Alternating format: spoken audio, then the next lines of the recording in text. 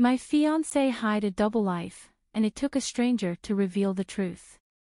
I'm 29F, and up until 3 months ago, I thought I had everything figured out. I was engaged to Alex, 30M, who I believed was the love of my life. We'd been together for 5 years and had just started planning our wedding for next summer. I was blissfully unaware that my perfect life was about to come crashing down. Alex and I met through mutual friends at a holiday party. He was charming, funny, and kind. He worked as a software developer and had this quiet confidence about him that I found irresistible. Our relationship moved fast but felt natural. Within a year, we moved in together, and 2 years later, he proposed during a romantic getaway in Paris. Everything felt like a fairy tale. The first crack appeared when I received a random Facebook message from someone named Rachel, 27F, about 3 months ago. Her profile picture was a family photo, her, a young boy, and a man who looked eerily like Alex. The message read, "Hi, I know this is out of the blue, but I think we need to talk about Alex. I'm not trying to cause trouble, but I think you deserve to know some things. Please message me back." My heart dropped.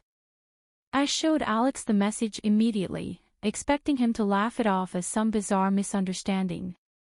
Instead, his face went pale, and he mumbled something about it being a crazy ex who was out to ruin his life. His reaction felt off, but I didn't press him further at the time. I wish I had. That night, I couldn't sleep. I kept thinking about Rachel's message and decided to reply. Within minutes, she responded, saying she needed to call me. Against my better judgment, I gave her my number. The phone call changed everything. Rachel told me she had been in a relationship with Alex for almost a decade. They had a 4-year-old son together. She explained that she found out about me through a mutual friend who had seen my engagement announcement on social media. Rachel said Alex was still coming around their house weekly, claiming he was too busy with work to spend more time with them. I felt like my entire world was spinning out of control. Could this be true? Alex had always been attentive and present. He worked late sometimes, but never in a way that seemed unusual. I asked Rachel for proof, and she didn't hesitate to send photos, family photos, text message screenshots, even receipts showing Alex's name on a daycare payment.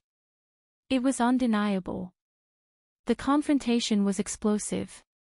When Alex came home the next day, I showed him everything Rachel had sent me.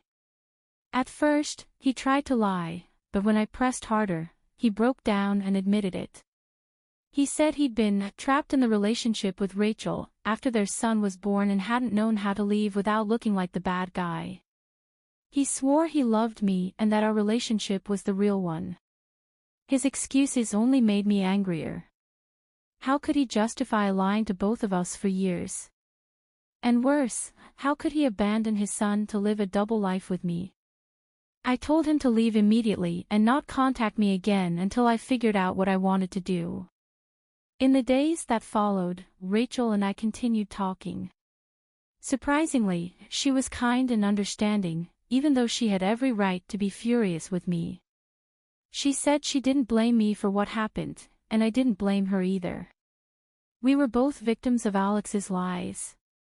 It's been 3 months now, and I've moved out of the apartment Alex and I shared. I'm staying with my sister while I try to rebuild my life. Rachel has filed for child support, and last I heard, Alex moved in with a friend. He's tried reaching out to me multiple times, begging for another chance, but I've blocked him everywhere. I can't imagine trusting him again after this. The hardest part isn't losing Alex, it's realizing how blind I was to all the red flags. Looking back, I can see the cracks that I ignored. The nights he didn't come home, claiming he was working late. The weekends he'd suddenly have a guy's trips with no notice.